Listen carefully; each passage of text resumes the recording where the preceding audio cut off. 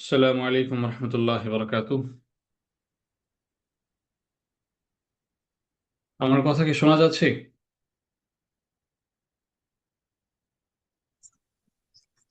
Kindly একটু জানাবেন আমার কথা শোনা যায় কিনা। জি ওস্তাদ, শোনা যাচ্ছে আলহামদুলিল্লাহ। জাযাকাল্লাহ। আলহামদুলিল্লাহ ওয়াকাফা ওয়াসসালামু আলা ইবাদিহিল্লাযিনা আসতাফা মা বা'দ। তো আমরা ইতকান ইনস্টিটিউটের পক্ষ থেকে আমাদের সাপ্তাহিক যে নিয়মিত আয়োজন দিন টক, এই দিন টকে আজকে আমরা এই সপ্তাহে ইনশাল্লাহ আলোচনা করব আশা ও ভয়, ইসলামের এবং ঈমানের ভারসাম্য। এই বিষয় নিয়ে ইনশাল্লাহ আমরা আলোচনা করব। তো প্রতি সপ্তাহে আমরা এরকম বিভিন্ন দিনই বিষয় নিয়ে, আমাদের জীবন ঘনিষ্ঠ বিভিন্ন বিষয় নিয়ে আমরা আলোচনা করে থাকি। তো এরই ধারাবাহিকতায় আজকে আমি আমার যে স্লাইড সেটা আমি শেয়ার করছি। আচ্ছা। তো আমরা এই যে বিষয়টা নিয়ে আজকে আলোচনা করব, এর আসলে গুরুত্ব কতখানি। আমরা মুসলমান, আমরা আল্লাহকে মানি, রসুলকে আমরা মানি, কিন্তু অনেক সময় আমাদের ভুল হয়ে যায়। এবং এই যে ভুল হচ্ছে আমাদের, এই ভুল হওয়ার পেছনে যে কয়টা বিষয় কাজ করে এর মধ্যে একটা গুরুত্বপূর্ণ বিষয় হচ্ছে আমাদের কারো কারো মনের মধ্যে অনেক বেশি আশা থাকে, আল্লাহর ব্যাপারে অনেক বেশি নিশ্চয়তা নির্ভরতা থাকে যে আমি যাই করি আল্লাহ তো গফুরুর রহিম, তিনি তো রাহিম রহমান, তিনি মাফ করে দিবেন, তিনি আমাকে যাই করি না কেন শেষ পর্যন্ত তিনি আমাকে দয়ায় দেখাবেন। এরকম একটা মানসিকতা আমাদের কারো কারো মধ্যে থাকে। আবার ওই দিক দিয়ে কারো কারো মানসিকতা এরকম হয় যে আমি যাই করি না কেন আল্লাহ তাআলা তো আসলে তাকদীরে সব লিখেই রেখেছেন, আমার জন্মের আগেই সব ফয়সালা হয়ে গিয়েছে, আমি জানি না যে কি হবে। তো আমি করি আর না করি তাকদীর লেখা হয়ে গিয়েছে। এই বিবেচনায় অনেকে আল্লাহর প্রতি এক ধরনের অনাগ্রহের কারণে, আল্লাহর প্রতি একটা ভয়ের কারণে, ভীতির কারণে, যে আল্লাহ তো যা ইচ্ছা তাই করতে পারেন, আমি আমল করলেও হয়তো আল্লাহ আমাকে জাহান্নামে দিবেন, তো আমল করে লাভ কি, আল্লাহ তো যা ইচ্ছা তাই করবেন। তো এরকম একটা ভীতিবশত অনেকে আবার আমল থেকে দূরে সরে যায়। কেউ অতিরিক্ত আশার কারণে আমল করছে না, আবার কেউ অতিরিক্ত ভয়ের কারণে আমল করছে না। কিন্তু ঈমান হচ্ছে এই দুটোর মাঝখানে। অতিরিক্ত আশা হচ্ছে আমাদের এক প্রকারের প্রান্তিকতা, আবার আশা নেই, একেবারেই ভীতি, এটা হচ্ছে এক রকমের প্রান্তিকতা। ইসলাম হচ্ছে, ঈমান হচ্ছে এর ঠিক মাঝখানে। উম্মাতুন ওয়াসাত, এই উম্মতকে বলা হয়েছে মধ্যবর্তী উম্মত। তারা অনেক বেশি বাড়াবাড়ির মধ্যেও থাকবে না, অনেক বেশি ছাড়াছাড়ির মধ্যেও থাকবে না, মাঝখানে সিরাতে মুস্তাকিমের উপর নির্ভরশীল হয়ে সেটাকে তারা অনুসরণ করে তারা আমল করতে থাকবে। তো এই যে আমাদের সমাজের কারো কারো মনের মধ্যে এরকম নানা সন্দেহ, নানা বিভ্রান্তি থাকে, এই বিভ্রান্তিগুলোর জবাব দেওয়ার জন্যই, এই বিভ্রান্তি দূর করার জন্যই আমরা আজকে এই বিষয়টি বেছে নিয়েছি। ইনশাআল্লাহ আমরা এখানে আজকে আলোচনা করব যে আশা এবং ভয় কাকে বলে, আশা কম থাকলে কি হয়, বেশি থাকলে কি হয়, ভয় কম থাকলে কি হয়, বেশি থাকলে কি হয়, আমরা কিভাবে ইমানের মধ্যে ভারসাম্য নিয়ে আসব, এই ভারসাম্য না থাকলে কি ক্ষতি হতে পারে, থাকলে কি লাভ হবে আমাদের। এবং এই ইমানের ভারসাম্য নিয়ে আসার জন্য আল্লাহ রাব্বুল আলামিন আমাদেরকে যে দোয়াগুলো দিয়েছেন, নবী করিম সাল্লাল্লাহু আলাইহি ওয়াসাল্লাম যে হাদিসের মধ্যে যে দোয়াগুলো আমাদেরকে শিখিয়েছেন, এরকম বিশেষ কয়েকটা দোয়া ইনশাআল্লাহ আজকে আমরা শিখব। তো আমরা যদি আমাদের প্রথম স্লাইডের মধ্যে যাই, যে আশা আল্লাহকে পাওয়ার পথ। তো আশা কাকে বলে? তো আমরা তো গুনাহ করি, মানুষ হিসেবে আমাদের ভুল হবেই, আমরা কেউই নিষ্পাপ না। নবী রাসূল যারা আছেন, এই নবী রাসূল ছাড়া অন্য কেউই আর নিষ্পাপ না। আমাদের সাধারণ মানুষদের উম্মতি যারা আছে আমাদের ভুল হবেই। তো এই ভুল হওয়ার পরে আমাদের মনের মধ্যে কারো কারো কখনো কখনো এরকম সন্দেহ তৈরি হয় যে এত বড় আমি গুনাহ করে ফেললাম। আল্লাহ রব্বুল আলামিন এত বারবার কোরআন এটা করতে নিষেধ করেছেন, নবী এত বারবার আমাদেরকে এটা করতে নিষেধ করেছেন, সমাজেও অত্যন্ত ঘৃণিত একটা কাজ এটা, কিন্তু আমি করে ফেললাম। তো এরপরেও কি আমার জন্য কোনো ক্ষমা আছে? আমি কি এরপরেও আল্লাহর কাছ থেকে এই গুনাহের ব্যাপারে কোনো রকম দায়মুক্তি পেতে পারি? এরকম আমার মনের মধ্যে অনেক সময় একটা ভীতি তৈরি হয়, একটা আশঙ্কা তৈরি হয়ে যায়। তো আল্লাহ রাব্বুল আলামিন আমাদেরকে জানিয়েছেন যে অনেক রকম আশা আমাদের মনের মধ্যে রাখতে হবে। যদি আমরা বিভিন্ন রকম আশা, বিভিন্ন রকম আশা যদি আমাদের মনের মধ্যে রাখি, তাহলে আমরা আমাদের জন্য ঈমানের উপর থাকা, তারপরেও যদি ঈমানের উপর থাকা অবস্থায় যদি কোনো গুনাহ হয়ে যায়, গুনাহ থেকে ফিরে আসা আমাদের জন্য সহজ হবে। এখানে সর্বপ্রথম আমাদের মনের মধ্যে আশা রাখতে হবে আল্লাহর রহমতের ব্যাপারে। আমার মনের মধ্যে আল্লাহর রহমতের ব্যাপারে সবসময় আশা রাখতে হবে, আমি কখনো নিরাশ হতে পারবো না। কারণ সূরা জুমারের 53 নম্বর আয়াতের মধ্যে আল্লাহ রাব্বুল আলামিন বলছেন, ইয়া ইবাদিয়াল্লাযীনা আসরাফু আলা আনফুসিহিম লা তাকনাতু মির রাহমাতিল্লাহ ইন্নাল্লাহা ইয়াগফিরুয যুনুবা জামিআ ইন্নাহু হুয়াল গফুরুর রহিম। হে নবী, আপনি ঈমানদারদেরকে বলে দিন, আপনি তাদেরকে বলে দিন যে তোমাদের রব তোমাদেরকে সম্বোধন করে বলছেন, ইয়া ইবাদি, হে আমার বান্দারা, যারা নিজেদের উপর অনেক জুলুম করে ফেলেছো, গুনাহ করতে করতে নিজেদের হৃদয়কে কলুষিত করে ফেলেছো, দিয়ে ছারখার করে ফেলেছো, যারা এমন আছো, লা তাকনাতু মির রাহমাতিল্লাহ, আল্লাহর রহমত থেকে তোমরা নিরাশ হইও না। আল্লাহর রহমতের ব্যাপারে সবসময় মনের মধ্যে আশা পুষে রাখো। ইন্নাল্লাহ ইয়াগফিরুয যুনুবা জামিআ, নিশ্চয়ই আল্লাহ তাআলা তোমাদের সমস্ত গুনাহকে মাফ করবেন। ইন্নাহু হুয়াল গফুরুর রহিম, নিশ্চয়ই আল্লাহ তাআলা গফুরুর রহিম, তিনি করুণাময়, তিনি ক্ষমাশীল। তো এই জুমারের 53 নম্বর আয়াতের মধ্যে এখানে তিনটা আশার বার্তা আল্লাহ আমাদেরকে দিয়েছেন। একটা হচ্ছে লা তাকুনাতু, তোমরা নিরাশ হইও না, এটা একটা ব্যাপার। দ্বিতীয়ত তিনি বলছেন ইয়াগফিরুয যুনুবা জামিআ, তিনি মাফও করে দিবেন। তৃতীয়ত তিনি বলছেন আল গফুরুর রাহিম, তিনি বারবার তিনি ক্ষমা করেন, তিনি বারবার মানুষের উপর দয়া করেন। তো এখানে একই সাথে আল্লাহ রাব্বুল আলামিন আল্লাহর রহমতের ব্যাপারে তিন রকম আশা রাখতে বলেছেন। নিরাশ হওয়া যাবে না, কারণ আল্লাহ তাআলা গুনাহকে মাফ করে দেন, এবং তিনি গফুর, গফুর মানে হচ্ছে যিনি বারবার মাফ করেন, এবং রহিম মানে হচ্ছে যিনি পরম দয়ালু। এই রহমতের আশা সর্বপ্রথম আমাদের মনের মধ্যে রাখতে হবে।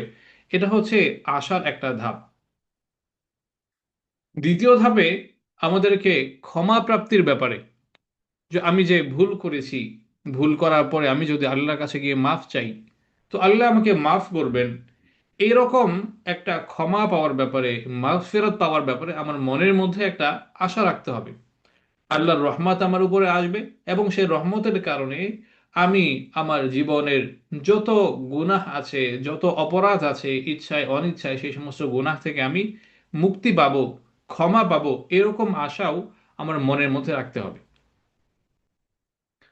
তো সূরার মধ্যে আল্লাহ রাব্বুল আলামিন বলছেন, যেটা 25 নম্বর আয়াত, ওয়াহুয়াল্লাযী ইয়াকবালু তাওবাতা আন ইবাদিহি ওয়া ইয়াফু আনিস সাইয়্যাত ওয়া ইয়ালামু মা তাফআলুন।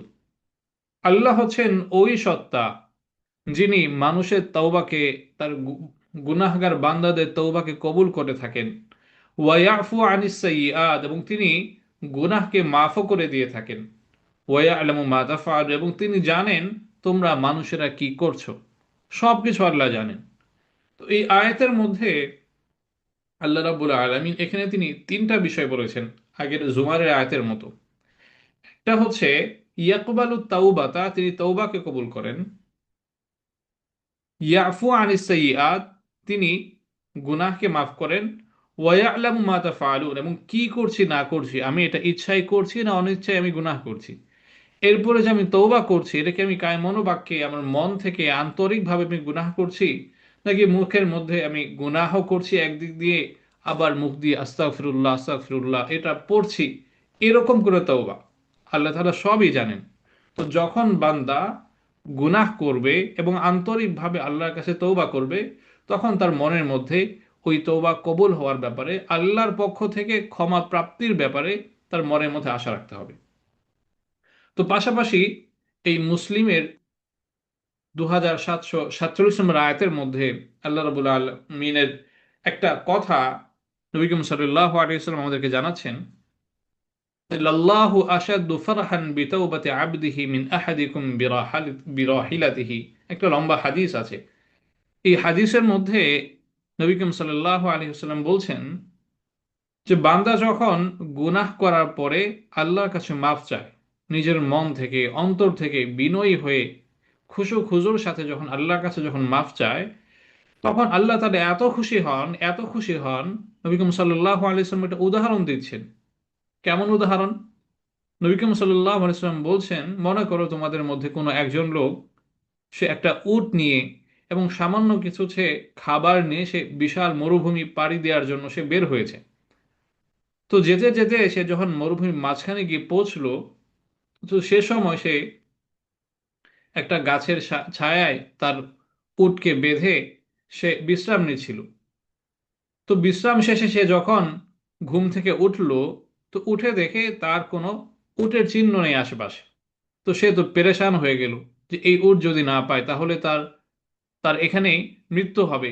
কারণ সে এই কোনো বাহন ছাড়া, তার পক্ষে খাবার ছাড়া এই বিশাল মরুভূমি পার হওয়া তার পক্ষে সম্ভব না।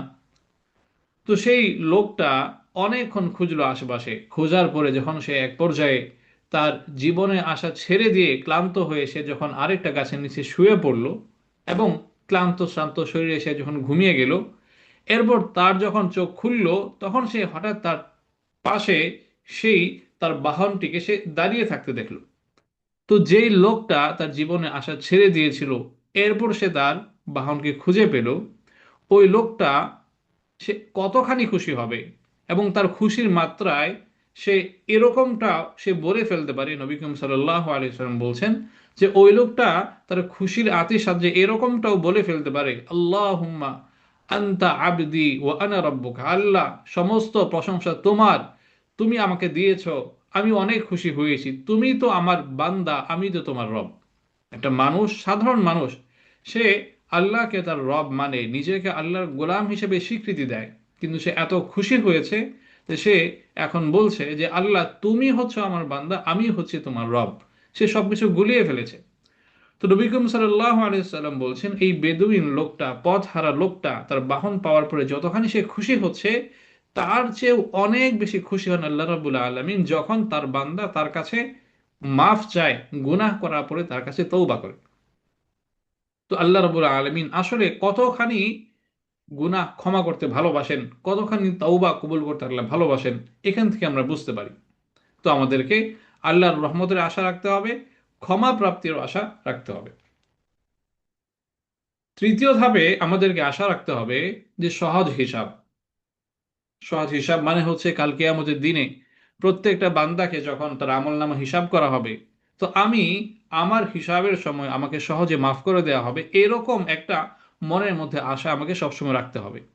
সূরা ইনশিকাকের 19 নম্বর আয়াতের মধ্যে আল্লাহ রাব্বুল আলামিন বলছেন, فأما من أوتي كتابه بيمينه فسوف يحاسب حسابا يسيرا। আর যাকে এই কেয়ামতের দিনে ডান হাতে আমল নামা দেওয়া হবে, তাকে তো অত্যন্ত সহজভাবে, সহজতার সাথে তাকে হিসাব নেওয়া হবে। তো ডান হাতে আমল নেওয়া পাওয়া মানেই হচ্ছে আল্লাহ তাআলা তাকে সহজতার সাথে এই হাসরের মাঠ থেকে তাকে বিদায় করবেন এবং তাকে জান্নাতে পৌঁছিয়ে দিবেন। তো আমি বান্দা যখন আল্লাহর সামনে দাঁড়াবো, এই দুনিয়াতে থাকা অবস্থায় আমার মনের মধ্যে এরকম একটা আশা ভরসা নিয়ে আল্লাহর সামনে গিয়ে হাজির হতে হবে যে আল্লাহ আপনি আমাকে মাফ করে দিবেন। আমি জানি আপনি রহিম রহমান, আপনি গফুর গফফার। আমি দুনিয়াতে অনেক গুনাহ করেছি, কিন্তু আপনার রহমতের আশা ছিল আমার মধ্যে, এবং আপনার কাছে তওবা করার পরে আপনি তওবাকে কবুল করবেন এরকম আশা আমার মনের মধ্যে ছিল। সেই হিসেবে আমি তওবা করে এসেছি আমার মনের ভেতর থেকে, আয় আল্লাহ আপনি আমার হিসাবকে সহজ করে দিন, আপনি আমার আমল নামাকে আবার ডান হাতে দিন। এরকম একটা আশা মনের মধ্যে রাখতে হবে। তো বুখারীর 6537 নম্বর হাদিসের মধ্যে নবী করিম সাল্লাল্লাহু আলাইহি ওয়াসাল্লামের একটা হাদিস বর্ণিত আছে। তো আয়েশা রাদিয়াল্লাহু আনহা বলেন যে একবার নবী সাল্লাল্লাহু আলাইহি ওয়াসাল্লাম বললেন যে মান নুকিশাল হিসাবা উযযিবা। নবী বললেন, কিয়ামতের দিন জারি হিসাব নেওয়া হবে, জারি আমলনামা ওজন করার জন্য দাঁড়িপাল্লায় তোলা হবে, উযযিবা সেই ধরা পড়ে গেল। আমলনামা হিসাব করার মানেই হচ্ছে সে ধরা পড়ে গেল, তাকে আযাব দেওয়া হবে, তাকে জাহান্নামে নিয়ে যাওয়া হবে। তখন আয়েশা রাদিয়াল্লাহু আনহা বললেন যে আল্লাহ তো এই সূরা ইনশিকাকের মধ্যে বলেছেন যে অনেককে তিনি ডান হাতে দিবেন আমলনামা, তাকে সহজতার সাথে হিসাব করে পাঠিয়ে দিবেন জান্নাতে। তো আপনি বলছেন যে হিসাব নেওয়ার মানেই হচ্ছে তাকে জাহান্নামে দেওয়া হবে, ওদিকে আল্লাহ বলছেন যে তাকে ডান হাতে আমলনামা দিবে, সহজতার সাথে তাকে পার করিয়ে দিবেন। তো দুটোর মধ্যে তো আমি একটা বৈপরীত্য দেখতে পাচ্ছি, আমি মিলাতে পারছি না।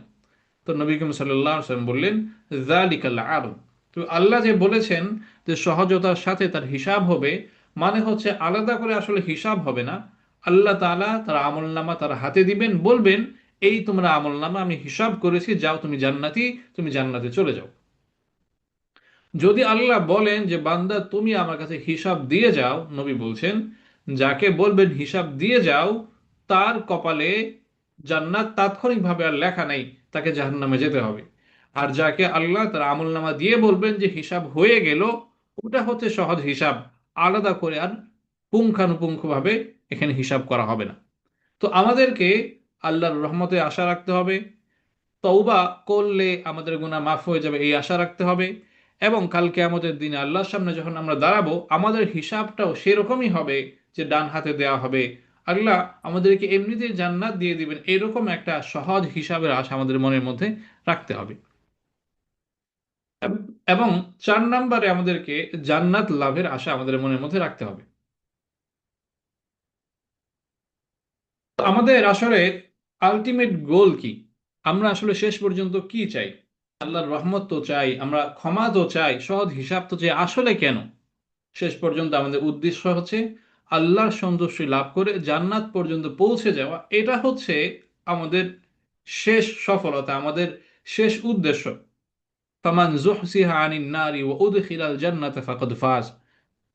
যাকে জান্নাত, যাকে জাহান্নাম থেকে সরিয়ে দেওয়া হলো এবং জান্নাতে ঢুকিয়ে দেওয়া হলো, সে তো সফল কাম হয়ে গিয়েছে, এটা আল্লাহ বলে দিয়েছেন।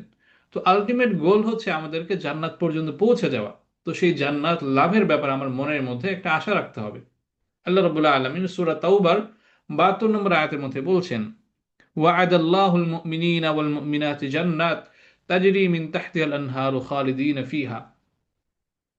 তো আল্লাহ তো যারা মুমিন নারী হবে, মুমিন পুরুষ হবে, তাদের জন্য এত বড় বড় জান্নাতের ব্যবস্থা করে রেখেছেন, তাদেরকে এমন জান্নাতের প্রতিশ্রুতি দিয়ে রেখেছেন, বানিয়ে রেখেছেন, যেই জান্নাতের তলদেশ দিয়ে বিভিন্ন নহর নদী নালা প্রবাহিত হয়ে যায়, খালিদিনা ফিহা, সেখানে তারা চিরকাল থাকবে। তো এখানে আল্লাহ রাব্বুল আলামিন বলেছেন যে মুমিন যারা হবে তাদের জন্য ওয়াদা আছে আল্লাহর পক্ষ থেকে জান্নাতের। তো জান্নাতের যেহেতু লাভ করার ব্যাপারে, জান্নাত দেওয়ার ব্যাপারে যেহেতু আল্লাহর পক্ষ থেকে ওয়াদা আছে এই সূরা তাওবার মধ্যে, তো সুতরাং আমি একটা সাধারণ মুসলিম হিসাবে, একটা উম্মত হিসাবে আমার মনের মধ্যে ওই জান্নাত পাওয়ার ব্যাপারে আমার মনের মধ্যে আশা রাখতে হবে। তো এই 4 রকম আমরা এখানে আশার কথা বললাম। পাশাপাশি এই বুখারীর মধ্যে এই জান্নাত লাভের ব্যাপারে নবী করিম সাল্লাল্লাহু আলাইহি ওয়াসাল্লাম একটা হাদিস আছে, যেটা 5673 নম্বর হাদিস। নবী সাল্লাল্লাহু আলাইহি ওয়াসাল্লাম বলেছেন, লা ইউদখিলা আহাদান আমালুহুল জান্নাহ। قالوا ولا أنت يا رسول الله قال ولا أنا إلا أن يتغمدني الله برحمة। নবী করিম সাল্লাল্লাহু আলাইহি ওয়াসাল্লাম সাহাবীদেরকে লক্ষ্য করে বললেন যে কোন ব্যক্তি এমন নেই যে শুধু তার আমলের মাধ্যমে জান্নাত পর্যন্ত গিয়ে পৌঁছতে পারে। আমল দিয়ে আল্লাহকে রাজি খুশি করিয়ে, নিজের শুধু আমল দিয়ে, আল্লাহর পক্ষ থেকে কোনো দয়া না, শুধু নিজের আমলের উসিলায় সে জান্নাতে যাবে, এমন কোনো ব্যক্তি নেই। তখন সাহাবীরা বললেন, আপনিও কি এর ব্যতিক্রম নন ইয়া রাসূলুল্লাহ? আপনিও কি এমন নন যে আপনার আমল দিয়ে আপনি জান্নাতে যেতে পারবেন? তখন নবী বললেন, না, আমার পক্ষেও এটা সম্ভব না যে আমি আমার আমল দিয়ে, শুধু আমার আমলের বিবেচনা আমি জান্নাতে যাব, এটা সম্ভব না। বাকি আইয়াতাগাম্মাদানি আল্লাহু বিরহমা, তবে আল্লাহ তাআলা তিনি রহমতের চাদরে আমাকে ঢেকে নিবেন, তিনি এই ব্যাপারে আমাকে ওয়াদা দিয়ে রেখেছেন। এই জন্য আমি মরার আগেই আমি এটা নিশ্চিত করে বলতে পারি যে আমি জান্নাতি হব। কিন্তু সাধারণ মানুষ যারা আছে, যারা অনেক বেশি আমল করছে বা সাথে গুনাহও করছে, কোনো ব্যক্তি এমন নিশ্চিতভাবে বলতে পারে না যে আমি যে আমলগুলো করেছি এই আমলের কারণেই শুধু আমি জান্নাতে যেতে পারবো। তো যেহেতু আল্লাহ রাব্বুল আলামিন তিনি বলে রেখেছেন শেষ পর্যন্ত বান্দাদেরকে জান্নাত দিবেন, তো সেই জান্নাত পাওয়ার ব্যাপারে আমার মনের মধ্যে একটা আশা রাখতে হবে।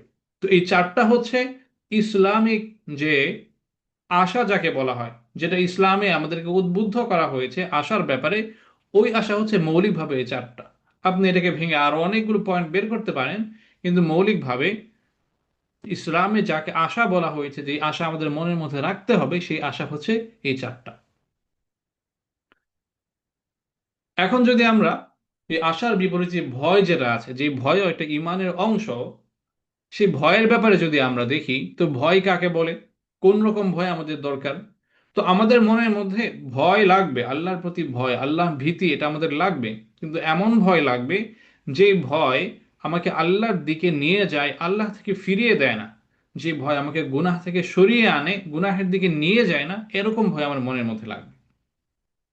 তো সর্বপ্রথম যে ভয়টা আমাদের মনের মধ্যে লাগবে সেটা হচ্ছে আল্লাহর ভয়। সরাসরি আল্লাহকে আমাদেরকে ভয় করতে হবে। সূরা মায়েদার 44 নম্বর আয়াতের মধ্যে আল্লাহ বলছেন, ফালা তাখশাউন নাস ওয়াখশাউনি, মুমিনেরা, মানুষেরা, তোমরা অন্যান্য মানুষকে, কোনো মাখলুককে তোমরা ভয় পেও না, ভয় পাও আমাকে।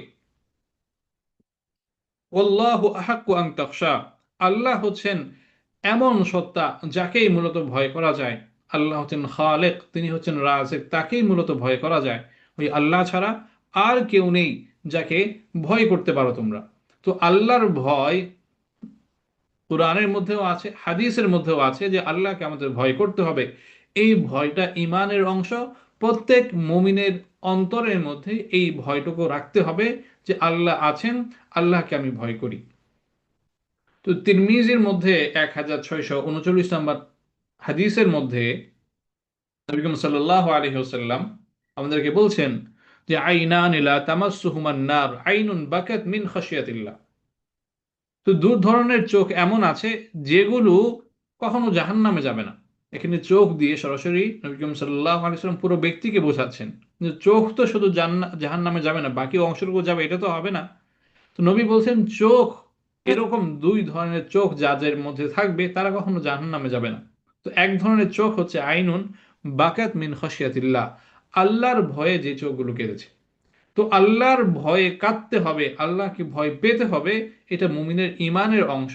ওই আল্লাহর ভয় যদি মুমিনের অন্তরের মধ্যে না থাকে, তাহলে যেই ভয় মানুষকে গুনাহ থেকে সরিয়ে আনে ওই ভয় তার মধ্যে নাই, বরং তার মধ্যে হয়তো ভিন্ন কোনো ধরনের মাখলুকের ভয় আছে, বা আল্লাহর প্রতি তার অতি আশা রয়েছে, যার কারণে সে গুনাহ থেকে সরে আসছে না, বরং সে আমল থেকে দূরে সরে আসছে। এরপরে আমাদেরকে আল্লাহর আযাবের ভয় রাখতে হবে। একটা হচ্ছে সরাসরি আল্লাহকে সত্তাগতভাবে ভয় পেতে হবে, পাশাপাশি আল্লাহ যে আযাব দিবেন মানুষকে, সে আযাবের ভয় আমাদের মনের মধ্যে রাখতে হবে। সূরা আলে ইমরানের 131 নম্বর আয়াতের মধ্যে আল্লাহ রাব্বুল আলামিন বলছেন, ওয়াত্তাকুন নার আল্লাতী উইদ্দাত লিল কাফিরিন, তোমরা সেই আগুনের, সেই আযাবের ভয় করো যেগুলোকে মানুষের জন্য, বিশেষত কাফেরদের জন্য বানানো হয়েছে। তো এখানে আল্লাহ যে বলছেন বাঁচো, নিজেকে বাঁচিয়ে রাখো, নিজেদেরকে রক্ষা করো, এটা কোনো কাল্পনিক বিষয় না। আল্লাহ রাব্বুল আলামিন যেহেতু বলেছেন এটা অবশ্যই বাস্তব, জাহান্নাম অবশ্যই আছে, তো আল্লাহ বলছেন আমাকেও ভয় করতে হবে, এবং সেই জাহান্নামকে ভয় করে, জাহান্নামের আযাবকে ভয় করে, জাহান্নামের আগুনকে ভয় করে, জাহান্নামের যে আযাবের ফেরেশতা আছে তাদেরকে ভয় করে তোমাদেরকে নিজেদেরকে বাঁচাতে হবে। জাহান্নাম থেকে তোমরা সরে কিভাবে জান্নাতে যেতে পারো, এই জন্য তোমাদের নিজেদেরকে প্রস্তুত করতে হবে। তৃতীয়ত আমাদেরকে কিয়ামতের ভয় মনের মধ্যে রাখতে হবে। কিয়ামতের ভয়ের ব্যাপারে সূরা হাজের প্রথম আয়াতের মধ্যে আছে, ইয়া আইয়ুহান নাসু তাকু রাব্বাকুম ইন্না জালজালাতাস সাআতি শাইউন আযীম, হে মুমিনেরা, হে মানুষেরা, তোমরা তোমাদের রবকে ভয় করো, সরাসরি আল্লাহকে তোমরা ভয় করো। কারণ কি? ইন্না জালজালাতাস সাআতি শাইউন আযীম। ওই আল্লাহর পক্ষ থেকে যে কিয়ামত হবে, কিয়ামতের সময় যে প্রচন্ড ভূকম্পন তৈরি হবে, এটা অত্যন্ত ভয়ঙ্কর একটা বিষয় হবে। তো আল্লাহ রাব্বুল আলামিন যেভাবে তাকে ভয় করতে বলছেন, তেমনি ভাবে সেই কিয়ামতকে ভয় করতে বলছেন। কারণ মানুষ যদি এই কথা বলে আমি আল্লাহকে ভয় করি, আল্লাহ আযাবকে ভয় করি, কিন্তু কিয়ামতকে ভয় করি না, তাহলে সে যে আল্লাহকে ভয় করছে সেটা আসলে সে পরিপূর্ণরূপে আল্লাহকে সে ভয় করছে না, বা আল্লাহর পরিচয় সে এখনো পুরোপুরি বুঝতে পারেনি। কারণ যে ব্যক্তি আল্লাহকে ভয় করবে, তার আবশ্যিক রূপ হিসেবে তার মধ্যে আযাবের ভয়, কিয়ামতের ভয়, এই সবগুলোই নিয়ে আসতে হবে।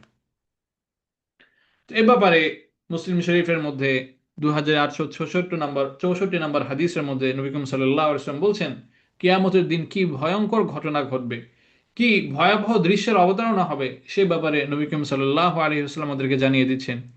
ইউদনা শামসু মিনাল খালকি ইয়াউমাল কিয়ামাহ ফায়াকুনুন নাসু আলা কদরি আমালহিম ফিল আরাক। নবী বলছেন যে এই কিয়ামতের দিন সূর্য একেবারে মানুষের কাছাকাছি নিয়ে আসা হবে। আমাদের থেকে লক্ষ লক্ষ কোটি কোটি মাইল দূরে যে সূর্য, সেই সূর্যের তাপে আমাদের প্রাণ বের হয়ে যাওয়ার উপক্রম হয়, আমরা গরমে টিকতে পারি না। নবী করিম সাল্লাল্লাহু আলাইহি ওয়াসাল্লাম বলছেন, সেই কিয়ামতের দিন সূর্যকে টেনে মানুষের কাছে নিয়ে আসা হবে, এবং প্রত্যেক ব্যক্তি সেই সূর্যের তাপে সে গলতে থাকবে, তার শরীর থেকে ঘাম, চর্বি, পানি সব বেরিয়ে পড়তে থাকবে, এবং প্রত্যেকে তার তার আমল অনুযায়ী, যার যতখানি ভালো আমল থাকবে, বেশি আমল থাকবে, সে ততখানি নিরাপদে থাকবে। আর যে যতখানি আযাবের মধ্যে থাকবে, যতখানি তার বেশি গুনাহ থাকবে, সে ততখানি ঘামের মধ্যে ডুবে থাকবে। কেউ তার গোড়ালি পর্যন্ত ঘামের মধ্যে থাকবে, কেউ কোমর পর্যন্ত থাকবে, কেউ গলা পর্যন্ত থাকবে, কারো তো মাথার উপরে ঘাম থাকবে, সে এই ঘামের মধ্যে হাবুডুবু খেতে থাকবে। তো এই যে ভয়ঙ্কর কিয়ামতের যে অবস্থা, এই কিয়ামতের ভয় আমাদের মনের মধ্যে রাখতে হবে। এবং সর্বশেষ আমাদেরকে কিয়ামতের পরবর্তী স্তর যেটা, যে কিয়ামতের মাঠে যে ধরা খেয়ে যাবে, আল্লাহর কাছে যাকে কড়া করে হিসাব দেওয়া লাগবে,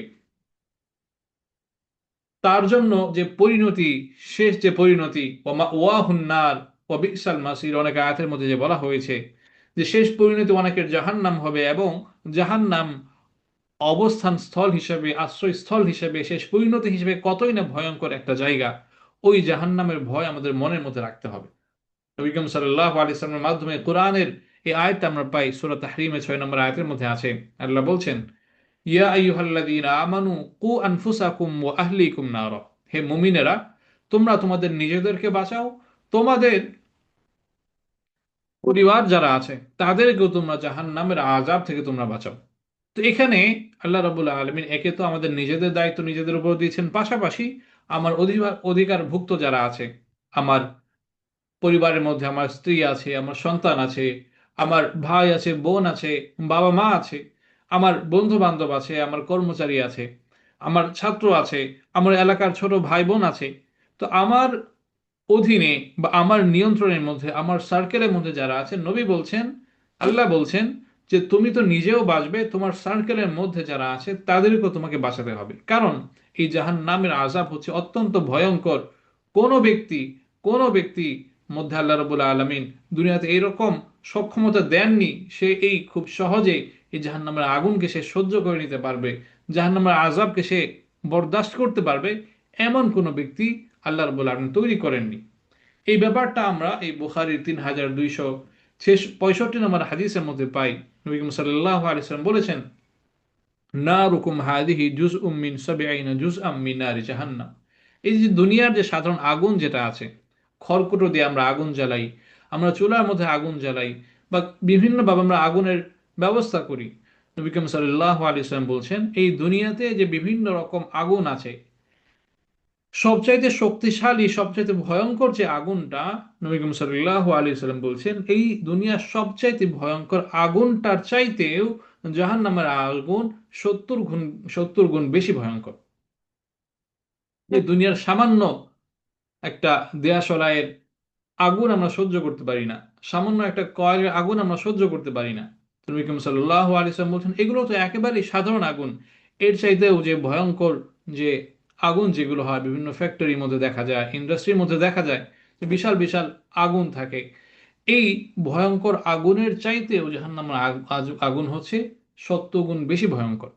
তো এই জাহান্নামের ভয় যদি, সে আগুনের ভয় যদি আমার মনের মধ্যে না থাকে, তাহলে আমার মধ্যে ওই যেই ভয় আসলে থাকা দরকার, যেই ভয় আসলে আল্লাহ আমাদের কাছে চান, ওই ভয় আসলে আমার মধ্যে আসেনি। যদি আমার মনের মধ্যে এই আল্লাহর ভয়, আল্লাহর আযাবের ভয়, কিয়ামতের ভয়, জাহান্নামের ভয় যদি আমার মনের মধ্যে থাকে, তাহলে গুনাহের সময় আমার মনের মধ্যে একটা কম্পন তৈরি হবে। আমি যখন কোনো গুনাহ করতে যাব, আমি মুখ দিয়ে যখন কিছু বলতে যাব, হাত দিয়ে যখন কিছু ধরতে যাব, তখন আমার মনের মধ্যে একটা একটা কম্পন তৈরি হবে, একটা শিহরণ তৈরি হবে যে আমি আসলে কি করতে যাচ্ছি, আমার শেষ পরিণতি কি হবে। তো এইরকম ভয় আল্লাহ রাব্বুল আলামিন মানুষের কাছে চান। তো এই ভয় মানে কোনো হতাশা না, এই ভয় মানে কোথাও থেকে পালিয়ে যাওয়া না, বরং এই ভয় হচ্ছে আল্লাহর প্রতি আরো আগ্রহী হওয়া, ঈমানের প্রতি, ইসলামের প্রতি আরো অনেক বেশি এগিয়ে যাওয়া। এই ভয় আল্লাহ রাব্বুল আলামিন মুমিনের কাছ থেকে চান।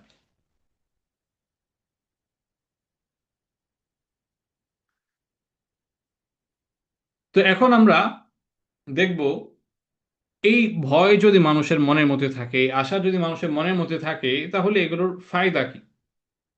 আমাদের মনের মধ্যে তো ভয়ও লাগবে, আমার মনের মধ্যে তো আশাও লাগবে।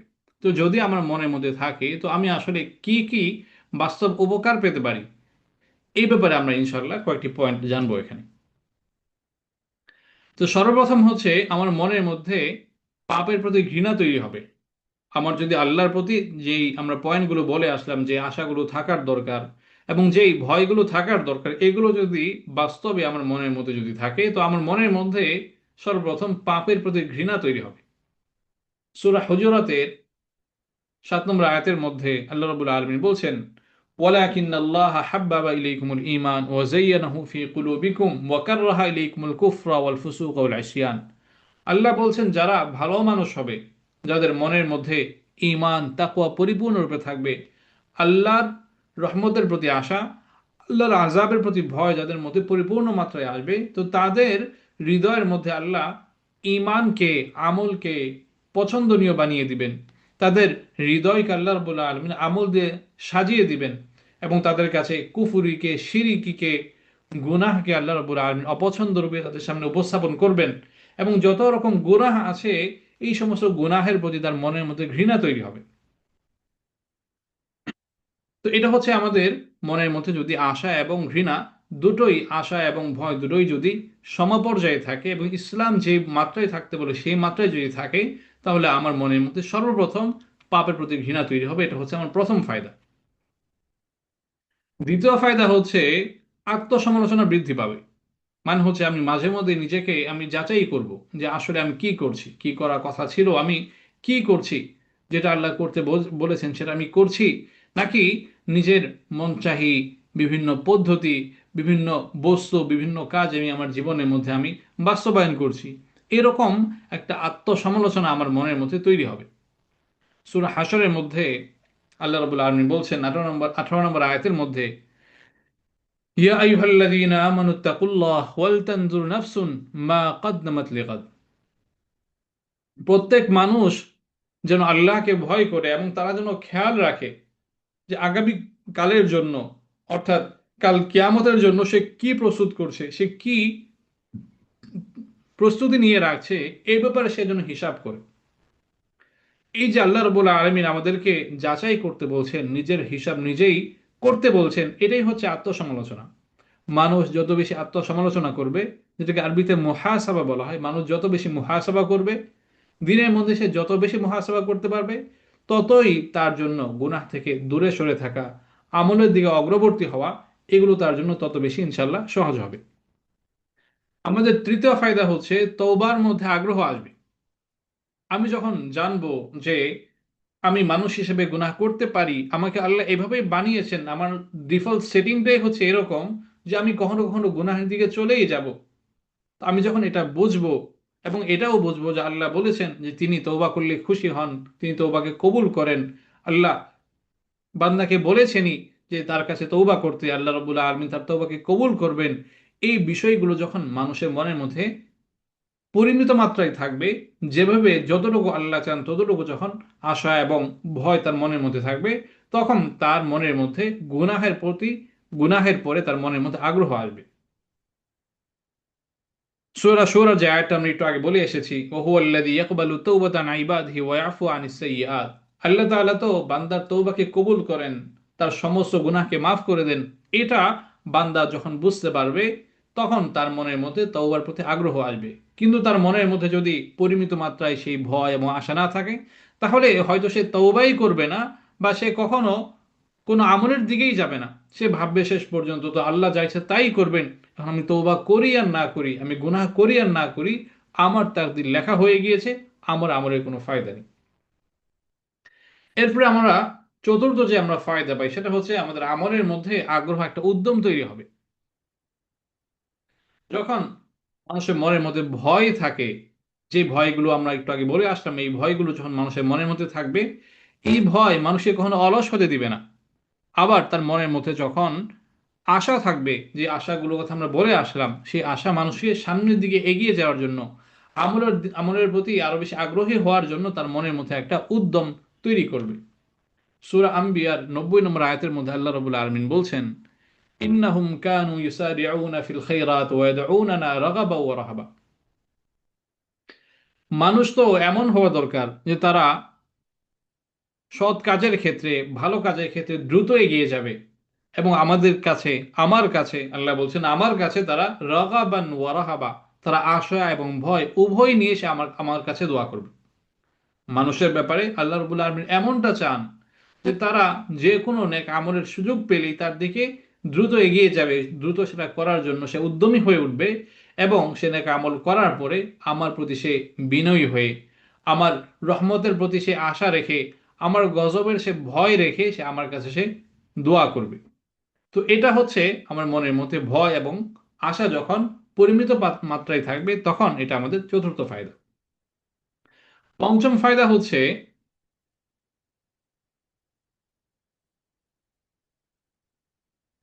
অহংকার দূর হয়।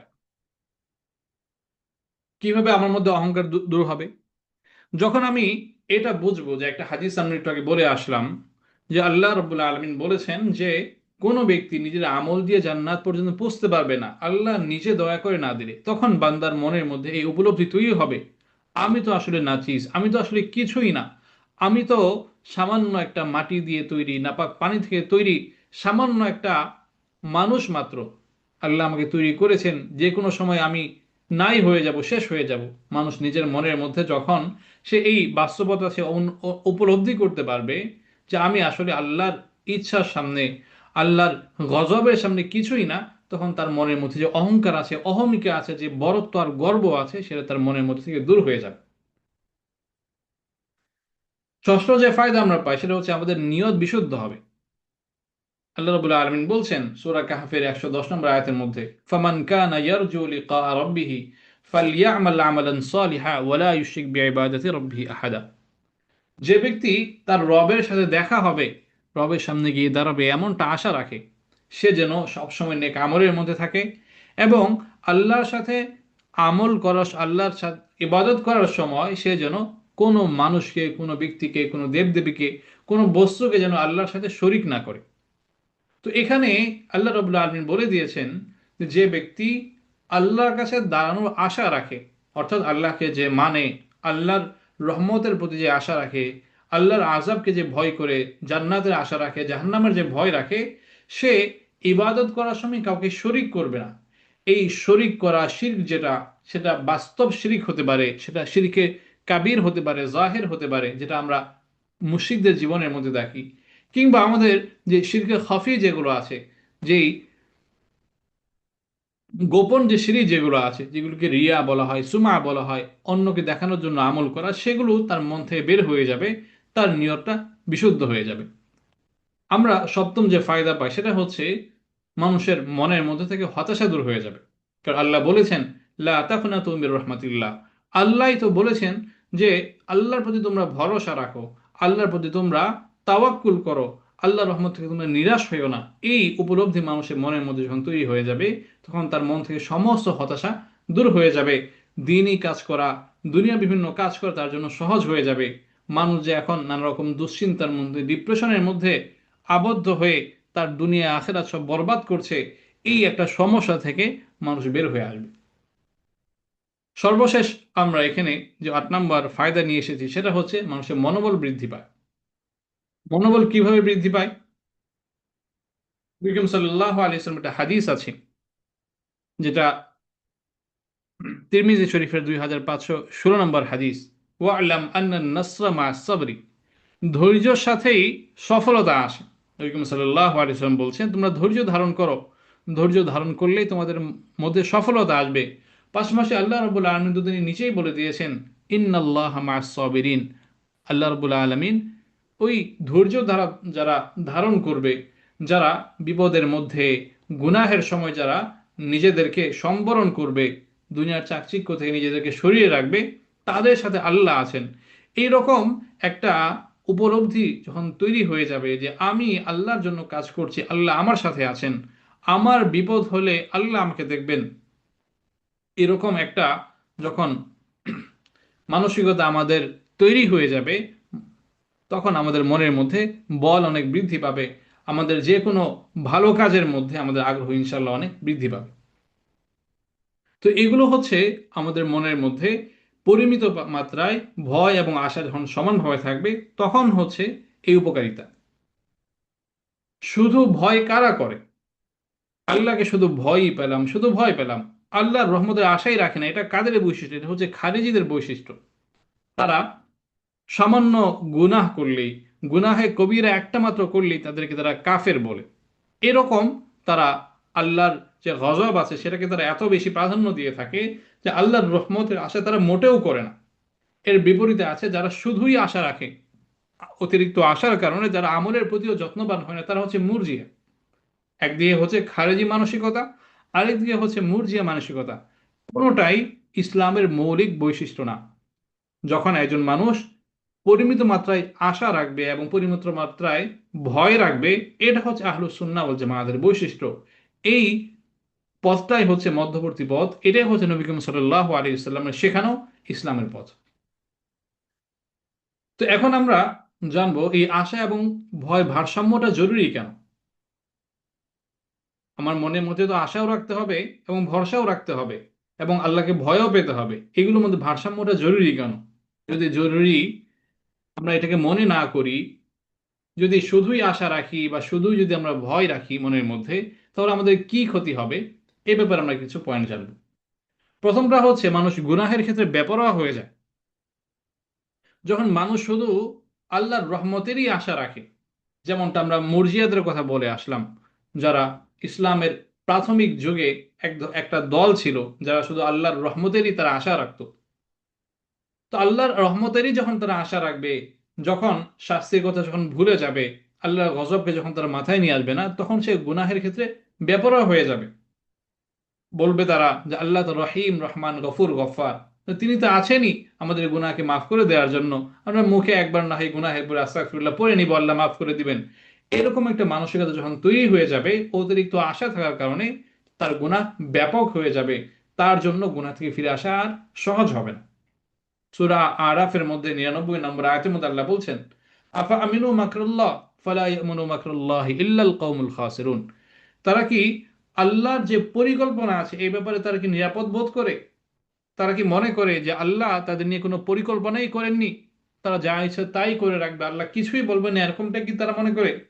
যারা ক্ষতিগ্রস্ত, যারা দুনিয়া এবং আখিরাতকে নষ্ট করে ফেলেছে, এমন লোকেরাই কেবল এমনটা মনে করতে পারে যে আল্লাহর কোনো পরিকল্পনা নেই, আল্লাহ কিছুই বলবেন না, আমরা যা ইচ্ছা তা করতে পারি। দ্বিতীয় সমস্যা হচ্ছে আমলের মধ্যে শৈথিল্য আসে। যখন মানুষ অতিরিক্ত আশা করতে থাকে, তখন তার আমলের মধ্যে দেখা যায় যে একটা অবহেলার ভাব চলে আসে। সূরা মাউনের মধ্যে আল্লাহ রাব্বুল আলামিন বলছেন, ফাওয়াইলুল লিল মুসাল্লিন আল্লাযীনা হুম আন সালাতিহিম সাহুন, ধ্বংস তাদের জন্য যারা নামাজের মধ্যে গাফলতি করে। এই নামাজের মধ্যে গাফলতি আসলে কখন আসবে? আমি যদি বুঝি যে এই নামাজ না পড়লে আল্লাহ আমাকে কিছু বলবেন, আল্লাহর সামনে আমাকে হাজিরা দিতে হবে, এরকম যখন মানসিকতা আমার মনের মধ্যে থাকছে, তখন তো আমি শীতলতা করতে পারছি না। কিন্তু যখন আমি আল্লাহর ভয় মন থেকে সরিয়ে ফেললাম, শুধু আশাই রাখলাম যে আল্লাহ কিছু বলবেন না, তখনই আমার যে কোনো ইবাদতের মধ্যে আমার শৈথিল্য চলে আসবে। এবং আল্লাহর দয়ার অপব্যবহার করা হয়, যেটা হচ্ছে মূল কথা। যখন অনেক বেশি দয়া মানুষের মনের মধ্যে থাকে, যে আল্লাহ তো রহিম রহমান বসেই আছেন আমাকে মাফ করে দেওয়ার জন্য, তো আমি গুনাহ করলে অসুবিধা কি? কিন্তু আল্লাহ রবুল আলামিন বলছেন সূরা হিজরের মধ্যে 49 এবং 50 নম্বর আয়াতের মধ্যে, নাব্বি ইবাদি আন্নি আনাল গফুরুর রহিম ওয়া আন্না আযাবি হুয়াল আযাবুল আলিম। হে নবী, আপনি আমার বান্দাদেরকে জানিয়ে দিন যে আমি রহিম রহমান, আমি গফুর গফার, আমি তাদের গুনাহকে মাফ করব, এটা আপনি জানিয়ে দিন। ওয়া আন্না আযাবি হুয়াল আযাবুল আলিম, পাশাপাশি আপনি এটিও জানিয়ে দিন। একসাথে দুটো আয়াত আল্লাহ একসাথে বলছেন যে আমি ক্ষমাশীল, এটাও জানিয়ে দিন এবং এটাও জানিয়ে দিন যে আযাবি হুয়াল আযাবুল আলিম, আমার আযাব হচ্ছে অত্যন্ত যন্ত্রণাদায়ক। তো কোনো ব্যক্তি যখন শুধু প্রথম অংশটা গ্রহণ করে, যে আল্লাহ তো বলেছেন তিনি গফুরুর রহিম, এটাকে যে সে যখন তার মানদণ্ড ধরে ফেলে, তার জীবনের জন্য স্ট্যান্ডার্ড বানিয়ে ফেলে, তখন ওই আল্লাহ যে দয়া করবেন বলছেন সেটা সে একটা অপব্যবহার শুরু করে। সে ইচ্ছা মতো গুনাহ করতে থাকে, ইচ্ছা মতো সে আমলের মধ্যে সে অবহেলা করতে থাকে। কিন্তু আল্লাহ যে দ্বিতীয় অংশও বলছেন আন্না আযাবি হুয়াল আযাবুল আলিম, আমরা আযাবও ভয়ঙ্কর, এই ভারসাম্য তার মনের মধ্যে থাকে না। ওই আযাবের কথা তার মনের মধ্যে থাকে না, ওই ভারসাম্য থাকে না। সে ওই গুনাহের মধ্যে সে বেপরোয়া হয়ে যায়, তার আমলের মধ্যে শৈথিল্য চলে আসে। 4 নম্বর সমস্যা হচ্ছে যখন ভারসাম্য থাকে না, সমানভাবে যখন ভয় এবং আশা থাকে না, তখন মানুষ, শয়তান সুযোগ পায়। কিভাবে সুযোগ পায়? মানুষকে সে অতিরিক্ত আশা দেখাতে থাকে, অতিরিক্ত ভয় দেখাতে থাকে।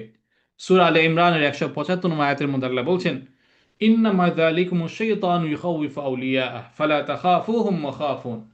আল্লাহ বলছেন, এই যে শয়তান যে আছে, বিতাড়িত শয়তান, সে তো বসেই আছে তোমাদেরকে ভয় দেখানোর জন্য। এই শয়তানকে তোমরা ভয় পেও না, ভয় তোমরা আমাকে পাও।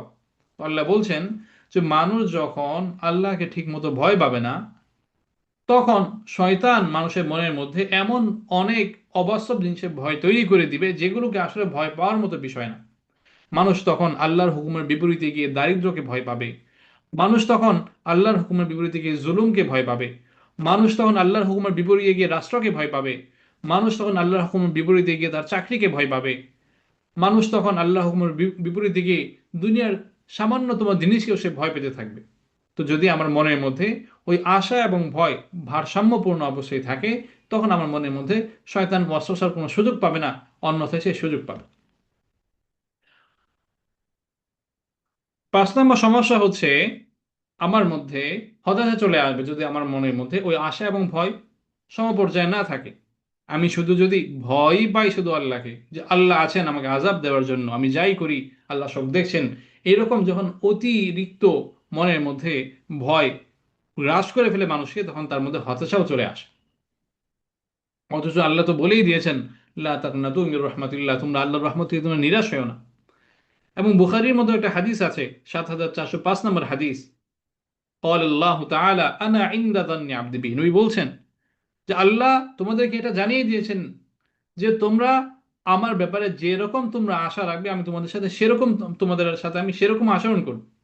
বান্দা যদি আমার ব্যাপারে রহমতের আশা রাখে ভারসাম্যপূর্ণ অবস্থায়, আমি তার প্রতি রহমতে আমি আচরণ করব।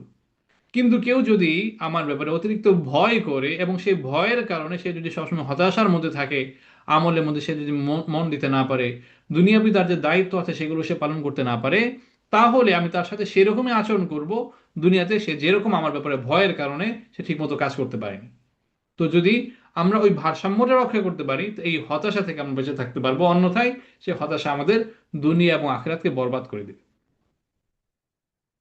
ও 6 নম্বর যে সমস্যা, যেটা হচ্ছে সবচাইতে বড় সমস্যা, সেটা হচ্ছে আল্লাহর থেকে দূরত্ব তৈরি হয়। যখন দুটো ভারসাম্যপূর্ণ অবস্থায় থাকবে না, হয় অনেক বেশি আশা তৈরি করব মনের মধ্যে বা অনেক বেশি ভয় পাবো, তখন আমি আল্লাহ থেকে দূরে সরে যাব। অতিরিক্ত আশা যখন মনের মধ্যে থাকবে তখন আমলের ধারে কাছে যাব না, অথচ আমলের মাধ্যমে আমি আল্লাহর কাছে যেতে পারি। আমি তখন গুনাহের দিকে এগিয়ে যাব, এই গুনাহের মাধ্যমে আল্লাহ থেকে দূরে সরে যাব। আর যদি অতিরিক্ত ভয় আমার মনের মধ্যে থাকে, ওই অতিরিক্ত ভয়ের কারণে আমি ঠিকমতো নামাজ পড়তে পারবো না, আমার যে দুনিয়ার যে বিভিন্ন অর্পিত দায়িত্ব আছে, আমার পরিবারের ভরণ পোষণ আছে, আমার লেখাপড়া আছে, চাকরি বাকরি আছে, এই দায়িত্বগুলো আমি ঠিকমতো পালন করতে পারবো না। তখনও ওই অতিরিক্ত ভয়ের কারণে যখন আমার মধ্যে দায়িত্ব পালনের শিথিলতা চলে আসবে, তখন আল্লাহ থেকে আমার দূরত্ব তৈরি হবে। তো আমাদের মনের মধ্যে সবসময় এই একটা ভারসাম্য রাখাটা জরুরি, যাতে এই ভারসাম্যর মাধ্যমে আমরা দুনিয়া এবং আখিরাতে সব জায়গায় আমরা সফলতা লাভ করতে পারি।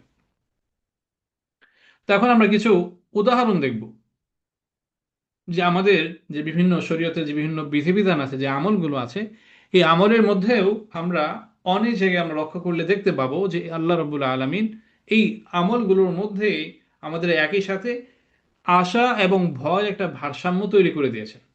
প্রথম যদি উদাহরণ আমরা দেখি, যে দোয়ার সময় আমাদের মনের মধ্যে আশা রাখতে হবে বেশি, ভয় রাখতে হবে কম।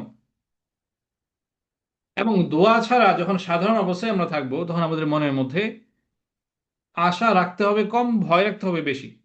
দোয়ার সময় আশা বেশি, ভয় কম, কিন্তু দোয়ার বাইরের সময় হচ্ছে উল্টো।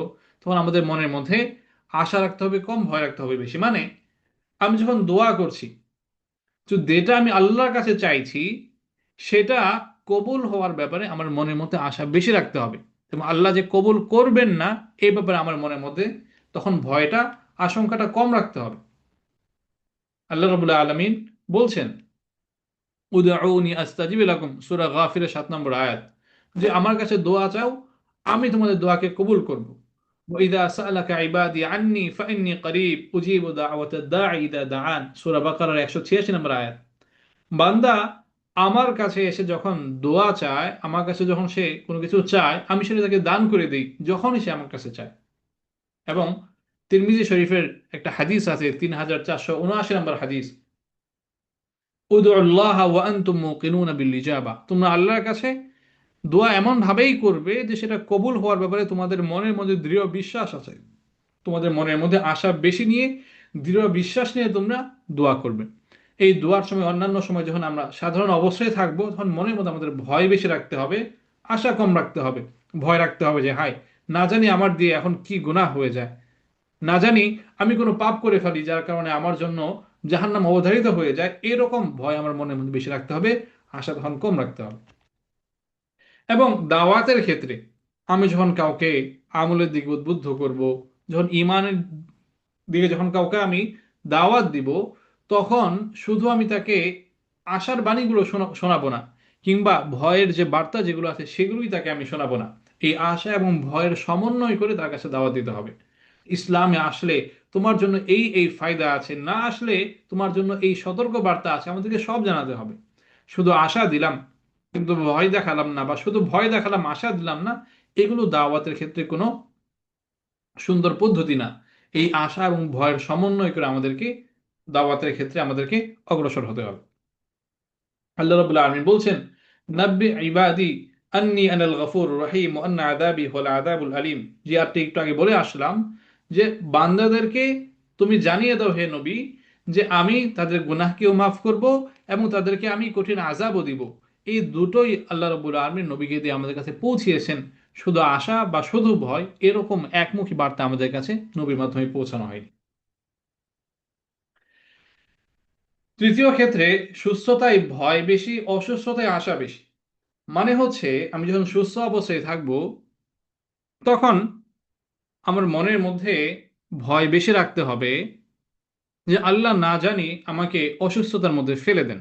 আশা তো আমি রাখবই, কিন্তু আমার মনের মধ্যে এরকম ভয় বেশি রাখতে হবে যে আমি হতে পারে এই সুস্থতার যে মূল্যায়ন আছে সেটা আমি করছি না। এই ব্যাপারে আমার মনের মধ্যে ভয় বেশি রাখতে হবে। আবার যখন আমি অসুস্থ হয়ে যাব, তখন আমার মনের মধ্যে আশা বেশি রাখতে হবে যে আল্লাহ রবুল্লা আলমিন দ্রুততম সময়ের মধ্যে আমাকে পরিপূর্ণ সুস্থতা দান করবে। বুখারীর মধ্যে একটা হাদিস আছে, 6412 নম্বর হাদিস, নি'মাতানি মাগবুবুন ফিহা কাসীরুম মিনান নাস, আস-সিহহাতু ওয়াল ফারাগ। নবী বলছেন, দুটো বিশেষ নিয়ামত এমন আছে যেগুলো বাস্তবায়ন করার ক্ষেত্রে, যেগুলোকে কাজে লাগানোর ক্ষেত্রে অধিকাংশ মানুষ, অনেক মানুষ তারা বিভ্রান্তির মধ্যে, তারা ভুলের মধ্যে আছে। একটা হচ্ছে তার সুস্থতা, একটা হচ্ছে তার অবসর। তো যখন আমরা সুস্থতার মধ্যে থাকব, অবসরের মধ্যে থাকবো, তখন মনের মধ্যে এই ভয়টা রাখতে হবে যে আমি হয়তো ঠিক মতো রেখে কাজে লাগাচ্ছি না। এই ভয় রেখে আমাকে আমলের প্রতি বেশি অগ্রসর হতে হবে। এবং যখন আমি ব্যস্ততার মধ্যে চলে আসব, যখন আমি অসুস্থতার মধ্যে পড়ে যাব, তখন আমার মনের মধ্যে আশা বেশি রাখতে হবে যে আল্লাহ অচিরেই আমাকে সুস্থতা দান করবেন, অচিরেই আমাকে অবসর দান করবেন। 4 নম্বরে আমাদেরকে যেটা আমাদের ভারসাম্যের উদাহরণ আমরা দেখছি সেটা হচ্ছে গুনাহের পর ভয় বেশি রাখতে হবে, তাওবার পরে আমাদেরকে আশা বেশি রাখতে হবে। অর্থাৎ বান্দা যখন একটা গুনাহ করে ফেলবে, গুনাহের পরে তার মনের মধ্যে একটা ভয় তৈরি করতে হবে, ভয় নিয়ে আসতে হবে যে আমি হাই হাই কি করে ফেললাম। একটা মনের মধ্যে একটা অনুতাপ, আফসোস, একটা হতাশা তৈরি করতে হবে, ভয়টা বেশি রাখতে হবে। তো ওই ভয়ের কারণে সে তখন গিয়ে আল্লাহর কাছে তৌবা করবে, এবং তৌবা করার পরে তার মনের মধ্যে তখন আশাটা বেশি রাখতে হবে যে আল্লাহর কাছে আমি আমার মন থেকে তৌবা করেছি, তৌবা করার জন্য যে বিষয়গুলো লাগে সবগুলো আমি করেছি, তো আল্লাহ আমার তৌবাকে কবুল করবেন। এরকম একটা ভারসাম্য আমাদের মনের মধ্যে আশা এবং ভয়ের মধ্যে রাখতে হবে। আচ্ছা, এরপরে আমরা নামাজের যে সিস্টেম যেটা আছে, এটার মধ্যে যদি আমরা লক্ষ্য করি তাহলে আমরা দেখতে পাবো নামাজের যে বিভিন্ন আরকান আছে, বিভিন্ন যে অবস্থা আছে, এগুলোর এক একটার মধ্যে এক এক রকম আল্লাহ রবুল্লাহ আলমিন অবস্থা দিয়ে রেখেছেন। যেমন কিয়াম, যেটা আমরা যখন দাঁড়ানো অবস্থায় থাকি, ওই দাঁড়ানো অবস্থাটা হচ্ছে আমাদের মনের মধ্যে আমাদের আশাকে বোঝায়, আশাকে রিপ্রেজেন্ট করে। কিভাবে? আল্লাহর সামনে আমি দাঁড়িয়েছি ভিক্ষুকের মতো হাত বেঁধে, আমি বিনয় হয়ে দাঁড়িয়ে আছি এই আশায় যে আল্লাহ আমাকে কিছু দিবেন, তখন আমার মনের মধ্যে আশা বেশি। কিন্তু আমি যখন রুকুর মধ্যে যাব, আমি যখন আমার মাথাকে ঝুঁকিয়ে দিব, সেজদার মধ্যে যাব, এই মাটির মধ্যে আমার শরীরের সবচাইতে গুরুত্বপূর্ণ অঙ্গ, সবচাইতে সম্মানিত অঙ্গ মাথাকে, চেহারাকে যখন আমি ঝুঁকিয়ে দিব, তখন আমার মনের মধ্যে ভয় বেশি রাখতে হবে। ওই বেশি ভয়ের কারণে আল্লাহ রাব্বুল আলামিন নামাজের মধ্যে দুরকম অবস্থা দিয়েছেন। একসময় আশার মূলক, আশাব্যঞ্জক কিছু অবস্থা, আবার কিছু আছে এই রুকু সেজদার মতো আমাদের ভীতিমূলক অবস্থা। তো এরকম আরো আমাদের অনেক আমল আছে যে আমলের মধ্যে আল্লাহ রাব্বুল আলামিন এভাবে আমাদের জীবনের মধ্যে এভাবে ভারসাম্য দেখিয়েছেন যে ইসলাম হচ্ছে এই ভারসাম্যপূর্ণ একটা জীবন ব্যবস্থার নাম। শুধু ভয় না, শুধু আশা না, শুধু এরকম মনে অবস্থা রাখলে চলবে না যে আমি যা ইচ্ছা তাই করতে থাকি আল্লাহ মাফ করে দিবেন। আবার এই অতিরিক্ত ভীতি রাখলেও হবে না যে আমি যাই করি শেষ পর্যন্ত আল্লাহ রাব্বুল আলামিন আমাকে জাহান্নামে দিবেন। এটাও ইসলামের পদ্ধতি না। ইসলামের পদ্ধতি হচ্ছে মাঝখানে, যেটা আমাকে আমলের দিকে নিয়ে যাবে, গুনাহ থেকে ফিরিয়ে রাখবে।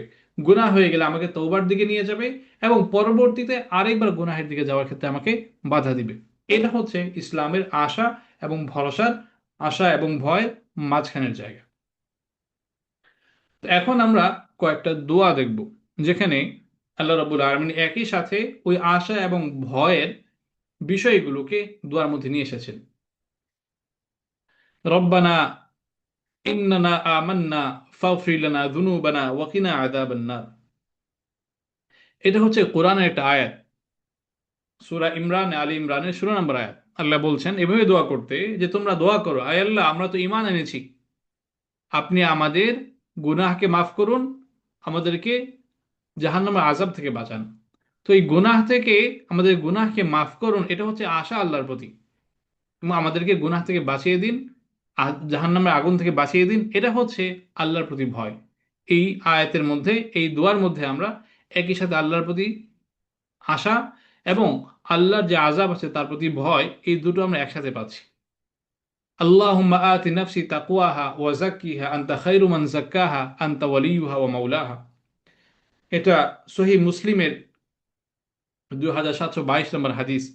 এরপর একটা হাদিস আমরা নিয়ে এসেছি, আল্লাহুম্মা কসিম লানা মিন খাশিয়াতিকা মা ইয়াহুলু বাইনানা ওয়া বাইনা মাআসিক ওয়া মিন তাআতিকা মা তুবাল্লিগুনা বিহি জান্নাতাক। হে আল্লাহ, আপনি আমাদের মধ্যে এই ভয়টা দান করুন, আপনার ওই ভয়টা দান করুন যে ভয় আমাদেরকে আপনার গুনাহ থেকে বাঁচিয়ে রাখবে, এবং আমাদের মনের মধ্যে আপনার ইবাদতের প্রতি ওই ভালোবাসা দান করুন যেই ভালোবাসা আমাদেরকে আপনার জান্নাত পর্যন্ত নিয়ে যাবে। এখানে আল্লাহর কাছে ভয়ও চাইয়ে নিতে বলা হয়েছে, এবং আল্লাহর কাছে সেই আশাটাও চেয়ে নিতে বলা হয়েছে। এটা তিরমিজি শরীফের 3502 নম্বর হাদিস।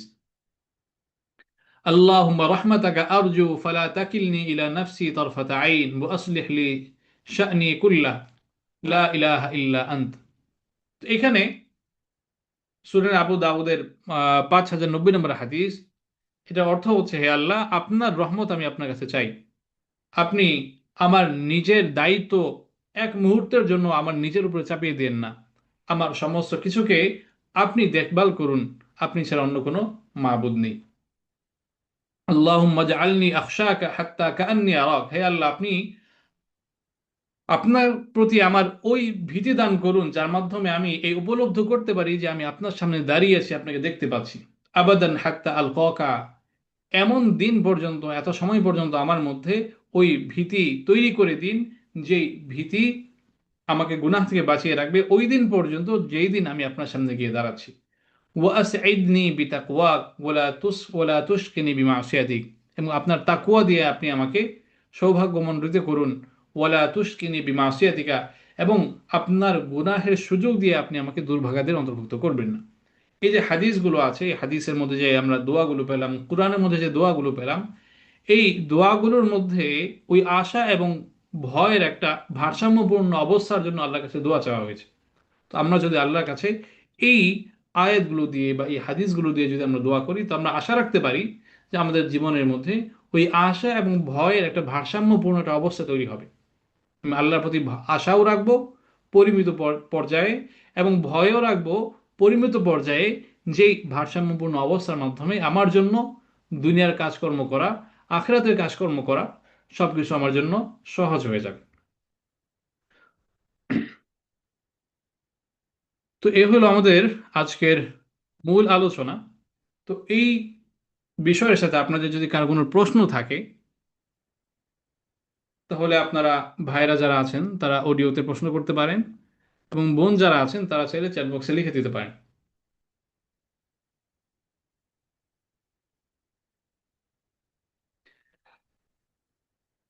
আপনাদের অনেকেরই আবেদন ছিল যে আমরা যে স্লাইডগুলো এখানে আপনাদেরকে দেখাই, এগুলো পাওয়ার কোনো সুযোগ আছে কিনা। তো আমরা ইফতার ইনস্টিটিউট কর্তৃপক্ষ আমরা আলোচনা করে এ ব্যাপারে একটা সিদ্ধান্ত নিয়েছি যে আলহামদুলিল্লাহ এখন থেকে আপনাদেরকে এই স্লাইডগুলো আমরা ইনশাল্লাহ পিডিএফ আকারে দিয়ে দিব। পরবর্তীতে আপনাদেরকে আমাদের ফেসবুক গ্রুপের মধ্যে, হোয়াটসঅ্যাপ গ্রুপের মধ্যে এবং টেলিগ্রাম গ্রুপের মধ্যে আপনাদেরকে ইনশাল্লাহ গুগল ড্রাইভের লিংক দিয়ে দেওয়া হবে, যেখানে আমাদের এই পিডিএফগুলো ইনশাল্লাহ থাকবে। এখন থেকে ইনশাল্লাহ যে আমাদের এই দিনই হালাকাগুলো হবে, দিন টকের যে হালাকাগুলো হবে, এগুলোর মধ্যে যে স্লাইডগুলো আমরা দেখাবো, সেগুলো ইনশাল্লাহ আমরা পিডিএফ আকারে আপনাদেরকে দিয়ে দিব। এখানে অনেক হাদিস থাকে, আমাদের বিষয়ভিত্তিক হাদিস থাকে, অনেক দোয়া থাকে, যে কারণে আপনাদের অনেক আগ্রহ ছিল। ইনশাল্লাহ এগুলো আপনারা পেয়ে যাবেন। এছাড়া কার কোনো প্রশ্ন আছে?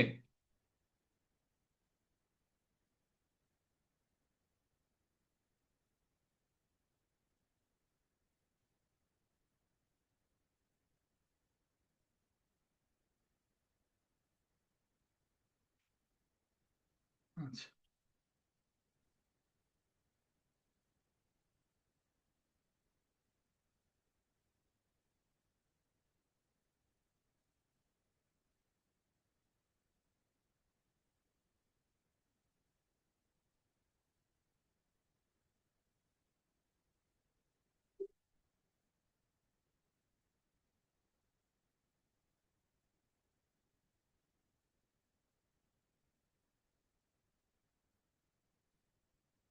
আচ্ছা, একজন আবার প্রশ্ন করেছেন,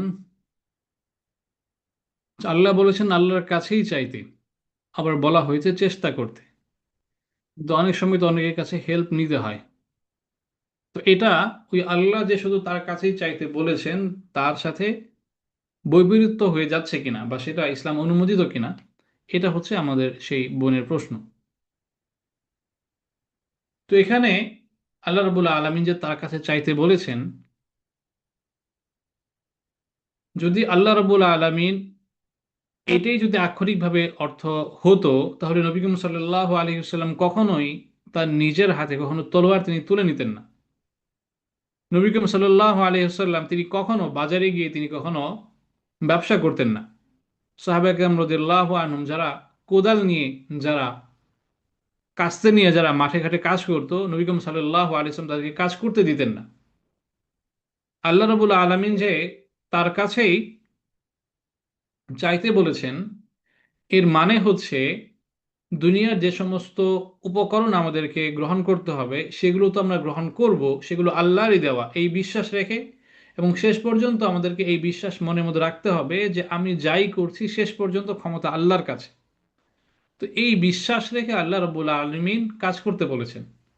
আল্লাহ যে বলেছেন তার কাছেই চাইতে, মানে হচ্ছে তুমি দুনিয়ার কাজ করো সব, কিন্তু মনের মধ্যে ওই আল্লাহর প্রতি পূর্ণ আস্থা এবং বিশ্বাস রাখতে হবে যে আল্লাহ যদি তৌফিক দেন, আল্লাহ যদি সুযোগ দেন, আল্লাহ যদি মঞ্জুর করেন, তাহলে আমি এই যে কাজগুলো করছি এগুলোর একটা ফলাফল পাবো, এগুলোর একটা আউটকাম আমার সুন্দর আসবে। আর যদি আল্লাহ না চান তাহলে আমি অনেক চেষ্টা করলেও শেষ পর্যন্ত কিছু হবে না। আল্লাহ এটা বলেন নাই যে হাত পা গুটিয়ে বসে থাকতে। যত রকম জায়েজ পদ্ধতি আছে, যে কোনো কাজের জন্য সমস্ত রকম জায়েজ পদ্ধতি অবলম্বন করা সুযোগ আছে। অসুস্থ হলে নবী করিম সাল্লাল্লাহু আলাইহি ওয়াসাল্লাম তিনি নিজে চিকিৎসা গ্রহণ করতেন, তিনি নিজে ওষুধ খেতেন। তো এখন যদি আমরা এভাবে চিন্তা করি যে আল্লাহ বলেছেন তার কাছে চাইতে, তো আমার অসুস্থতা হলো, আমি তাহলে ওষুধ খাচ্ছি কেন? আল্লাহর কাছেই শুধু দোয়া করতে থাকি। তো নবী করিম সাল্লাল্লাহু আলাইহি ওয়াসাল্লাম তিনিই বলে গিয়েছেন আল্লাহর কাছে চাইতে, মানে আমি তো ওষুধ খাবো কিন্তু আমাকে এই বিশ্বাস রাখলে হবে না যে ওষুধের মধ্যে কোনো ক্ষমতা আছে আমার অসুস্থতা ভালো করার, বরং আমার এই বিশ্বাস রাখতে হবে আমি ওষুধ খাচ্ছি, তো শেষ পর্যন্ত আল্লাহ রাব্বুল আলামিন যদি তিনি অনুমতি দেন তাহলে আমি সুস্থ হব, না হয় সুস্থ হব না। আমি যখন কোনো একজন ব্যক্তির কাছে যখন আমি সাহায্যের জন্য যাব, তো আমি যাইতেই পারি, কোনো অসুবিধা নাই, কিন্তু যাওয়ার আগে আমি আল্লাহর কাছে দোয়া করে যাব, আল্লাহ আমি এই ব্যক্তির কাছে যাচ্ছি, আমার ক্ষমতা নেই, আপনি আমাকে সাহায্য করুন, ওই ব্যক্তির মাধ্যমে আমি যেন আমার এই বিপদ থেকে উদ্ধার পাই, সেই ব্যবস্থা আপনি করে দিন, তার মনকে আপনি নরম করে দিন। ওই যে আপনি দোয়া যে করে গেলেন, এটাই হচ্ছে আল্লাহর কাছে চাওয়া, ওইটাই আল্লাহ রাব্বুল আলামিন করতে বলেছেন। তো আমরা অনেকে যেটা করি, যে কোনো বিপদের মধ্যে পড়লে আল্লাহর কাছে চাওয়া বাদ দিয়ে দুনিয়ার সমস্ত কাজ করতে থাকি, ওইটা আল্লাহ করতে নিষেধ করছেন। মৌলিকভাবে দুনিয়ার কাজ করাই যাবে না, দুনিয়ার কোনো রকম উপায়, উপকরণ, কোনো রকম তদবির কিছুই করা যাবে না, এইটা আল্লাহ বুঝাননি। আচ্ছা, আরেকজন ভাই প্রশ্ন করেছেন নামাজের শেষে শুধু সেজদা করে দোয়া করা যাবে কিনা। জি ভাইয়া, অবশ্যই যাবে। আপনি নামাজের পরে আলাদা করে সেজদা দিয়ে আপনি সেখানে দোয়া করতে পারবেন, বাংলায় পারবেন, আরবিতে পারবেন, আপনি যেভাবে ইচ্ছে সেভাবে নামাজের বাইরে আপনি সেজদার মধ্যে আপনি দোয়া করতে পারবেন, ইনশাআল্লাহ কোনো অসুবিধা হবে না।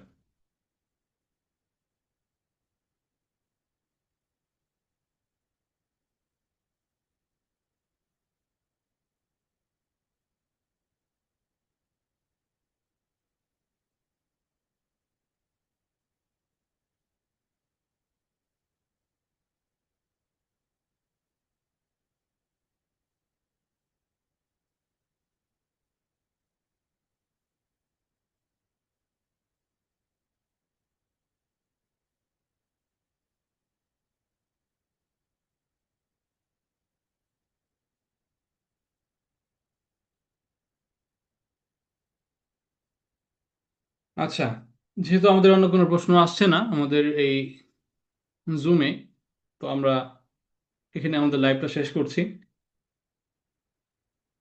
আল্লাহ রাব্বুল আলামিনের কাছে আমরা দোয়া করি এই যে দিনী কথাগুলো বলা হলো, এগুলোর মধ্যে ভালো যেগুলো আছে এগুলো যেন আল্লাহ রাব্বুল আলামিন আমাদের জীবনে বাস্তবায়ন করার জন্য তৌফিক দান করেন, এবং এই ভয় এবং আশার ভারসাম্যপূর্ণ জীবন আল্লাহ রাব্বুল আলামিন আমাদেরকে ইখতিয়ার করার তৌফিক দান করেন।